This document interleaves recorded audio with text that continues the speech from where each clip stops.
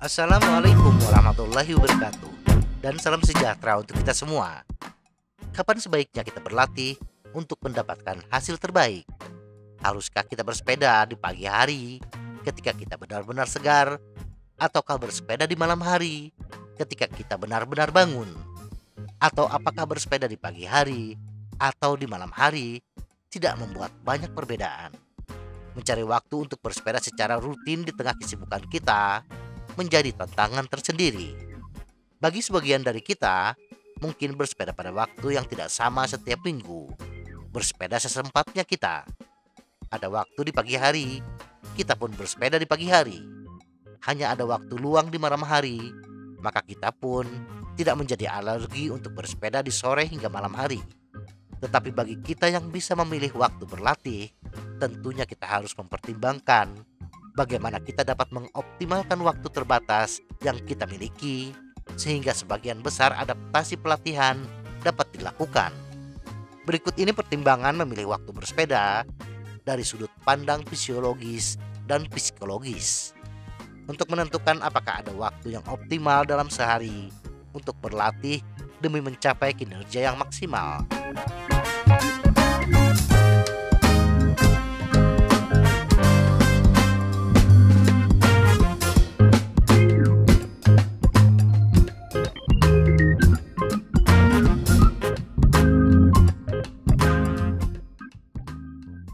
Ritme sirkadian pada kinerja pesepeda.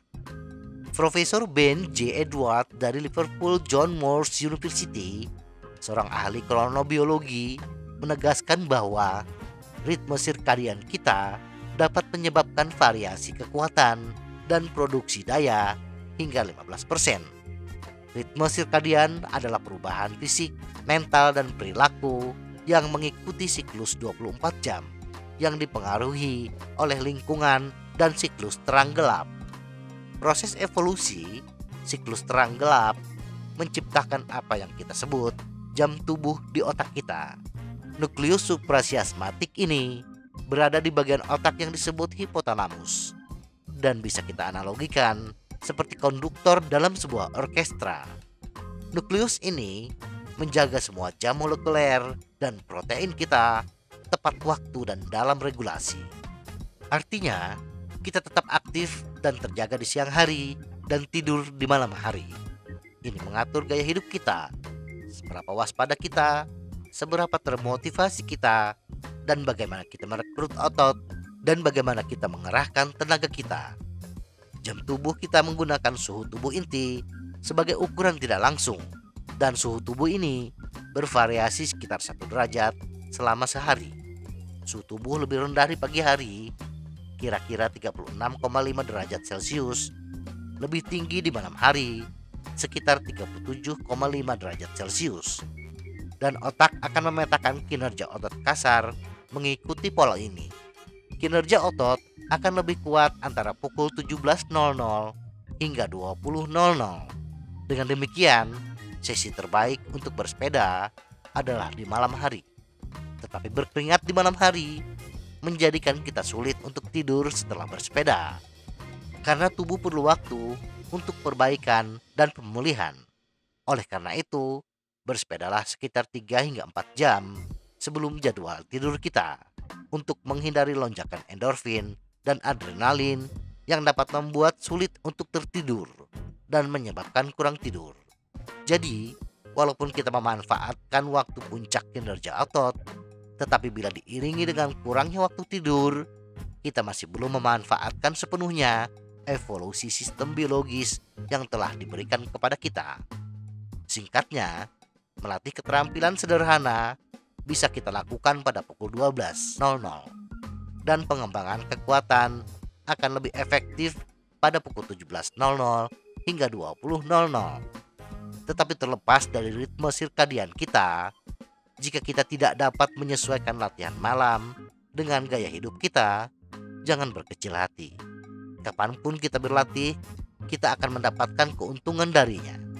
Bagi manusia, waktu optimal untuk berlatih adalah waktu yang bisa kita luangkan.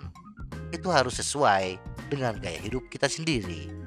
Meskipun berolahraga di malam hari adalah yang terbaik untuk adaptasi otot, pagi hari memiliki kelebihannya sendiri. Apalagi bila tujuan kita berlatih untuk mengikuti kompetisi, maka berlatih di waktu yang sama dengan waktu kompetisi memungkinkan sistem tubuh untuk menyesuaikan dan mempersiapkan diri. Kelelahan mental dan pengerahan tenaga yang dirasakan, sementara sistem fisiologis meningkat seiring berjalannya hari, dimensi psikologis juga perlu dipertimbangkan.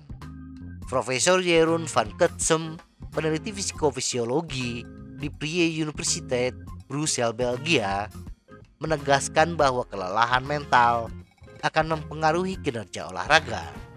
Mencapai WOD target kita dan menyelesaikan sesi pelatihan seperti yang ditetapkan atau dimaksudkan akan lebih sulit ketika dalam kondisi kelelahan mental psikobiologis. Dan dengan demikian akan menurunkan kinerja kita. Jangka waktu yang lama dari aktivitas kognitif yang menuntut seperti hari kerja kantor dapat menyebabkan kelelahan mental. Jadi, hal ini terkesan bertentangan dengan manfaat fisiologis, di mana malam hari adalah waktu optimal. Penting untuk disadari bahwa rasa lelah mental berbeda dengan rasa ngantuk. Ngantuk adalah perasaan yang hanya dapat kita pulihkan dengan istirahat atau tidur. Tetapi kelelahan mental dapat kita pulihkan dengan melakukan aktivitas lain. Cukup dengan beristirahat sejenak selama 5 hingga 10 menit, kita sudah akan mengalami penurunan yang signifikan dalam tingkat kelelahan mental subjektif kita. Hindari bergegas langsung dari tempat kerja ke sepeda kita. Dengan memisahkan beberapa aktivitas, kita dapat merasa berenergi kembali dan lebih siap untuk menangani pelatihan. Selain istirahat sebelum berolahraga, kelelahan mental juga dapat diatasi dengan mengkonsumsi kafein. Efektivitas kafein tidak hanya ketika diminum, tetapi juga bisa hanya dengan berkumur saja. Van Ketsem menemukan bahwa membilas mulut dengan larutan kafein dan karbohidrat dapat menetralkan kelelahan mental pada ketiga tingkat: subjektif, perilaku, dan neurofisiologis. Kafein bekerja melawan kelelahan mental karena menghambat reseptor adenosin di otak, di mana kadar adenosin meningkat selama jam bangun dan saat mengarahkan upaya kognitif dan terkait dengan kelelahan mental. Dari perspektif kelelahan mental, dalam hal mencapai tingkat kinerja optimal kita, waktu terbaik untuk berlatih harus disesuaikan dengan tingkat kelelahan mental kita sendiri.